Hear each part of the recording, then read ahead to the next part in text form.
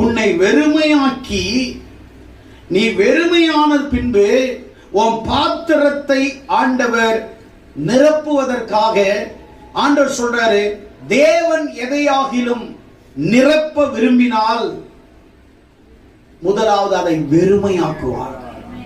வெறுமையாக்குவார். நீ நல்லா புரிஞ்சுக்கோ, ஸ்டாண்டர்டா புரிஞ்சுக்கோ, ஸ்டடியா இரு, விசுவாசமா இரு. 6 கற்சாடிகளிலே தண்ணீரை நிரப்புங்கள் என்று சொன்னார். தண்ணீர் நிரப்பப்பட்ட போது இப்பொழுது மொண்டு கொடுங்கள் என்றார். முதல்ல இருந்த திராட்சை ரசத்தை காட்டிலும் ஆண்டவர் ஆசீர்வதித்த திராட்சை ரசம் அவ்வளவு ருசியா இருந்தது. பிரியமானவர்களே, உங்க வாழ்க்கையில ஒன்ன மட்டும் நான் சொல்றேன், எப்தாவை நிராகரித்தார்கள்.